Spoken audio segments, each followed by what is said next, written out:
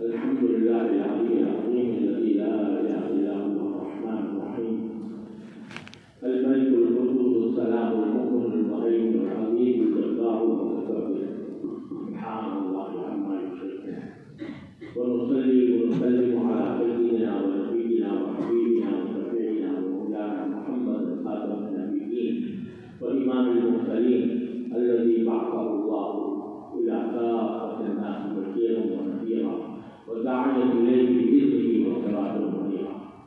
اللهم صل عليه وعلى اله واصحابه اجمعين. اما بعد، فايها الاخوه، ان الله سبحانه وتعالى امرنا بالتقوى، واوصيكم واياي بتقوى الله في السر والعلن.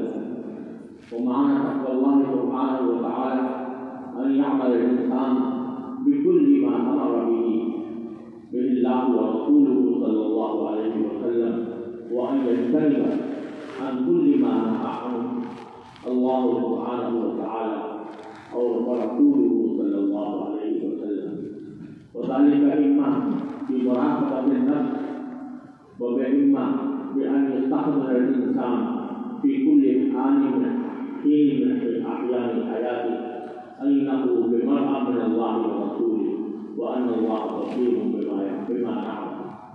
فان الله سبحانه وتعالى قال: يا ايها الذين امنوا اتقوا الله ولتنظر نفس ما قدمت لغد واتقوا الله ان الله بصير بما تعملون.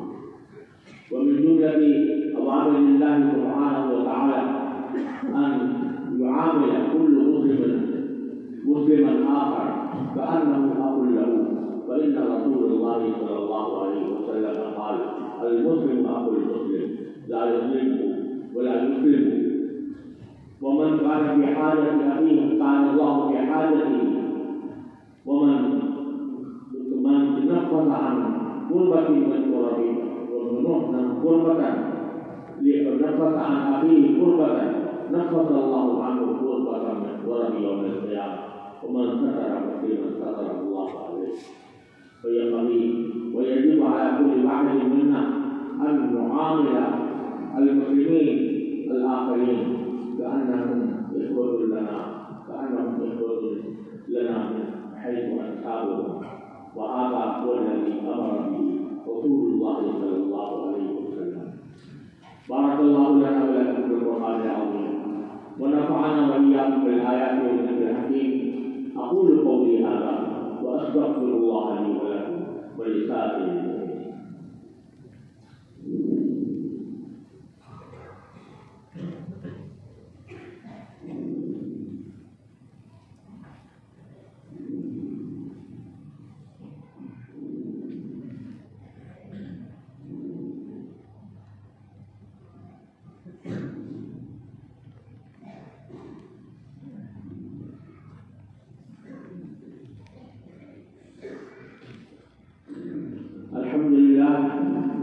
الحمد لله نحمده ونستعينه ونستغفره ونؤمن به ونتوكل عليه، ونعوذ بالله من شرور انفسنا ومن سيئات اعمالنا.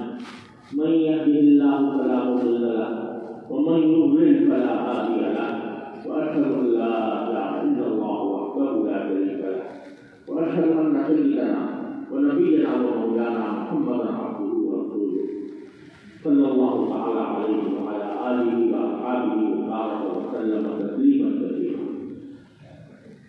اما بعد، فقد روي عن رسول الله صلى الله عليه وسلم انه قال: ارحم امتي بامتي ابو بكر، واشدهم في امر الله عمر، واصدقهم حياء عثمان، واقواهم علي، وفاطمه سيده نساء اهل الجنه، والحسن والحسين سيدا شباب اهل الجنه، وحمزه اسد الله واسد رسوله رضي الله تعالى عنهم وعن سائر الصحابه اجمعين. وقال رسول الله صلى الله عليه وسلم: خير امتي قرني، ثم الذين يلونهم، ثم الذين يلونهم. اللهم اغفر لنا وارحمنا، اللهم اغفر لنا وارحمنا، اللهم ارفعنا ثم اعمالنا يا ارحم الراحمين، اللهم ارفعنا ثم اعمالنا يا ارحم الراحمين. اللهم ولي امورنا خيارنا ولا تولنا شرارنا، اللهم اصلحنا واصلح علماءنا وحكامنا يا اكرم الاكرمين. اللهم ضع في ارضنا بركتها وزينتها وسكنها ولا تحرمنا بركتها وقيتنا يا ارحم الراحمين. اللهم انصر المجاهدين في فلسطين، اللهم انصر المجاهدين في فلسطين، اللهم ايدهم بتأييدك العزيز. اللهم علينا مع ذلك قدرتك في سبيلك يا اكرم الاكرمين. اللهم اهزم عدوك وعدوهم اسرائيل، اللهم اهزمهم وزلزلهم، اللهم اهزمهم وزلزلهم، اللهم خذهم اخذ عظيم المقتدر. اللهم لا انزل عليهم بأسك الذي لا ترده عن القوم المسلمين.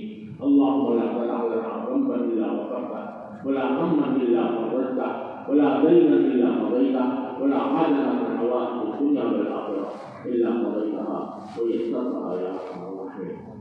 عباد الله رحمكم الله، ان الله يامر بالعدل والاحسان وايتاء ذي القربى وينهى عن الفحشاء والمنكر والبغي يعظكم لعلكم تذكرون. فاذكروا الله العظيم الجليل يذكركم وادعوه يستجب لكم، ولذكر الله تعالى اعلى واولى واعز واجل واكرم واهم واكبر، والله يعلم ما تصنعون.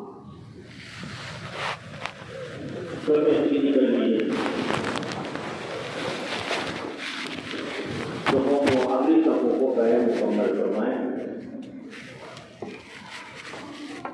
मोनों के मुकाबले में मोटे और शब्दों के मुकाबले में टकने होने चाहिए। इस तरह शब्दों की रखने की खुसूसी ताकीद फरमाई गई है, इसका एहतमाम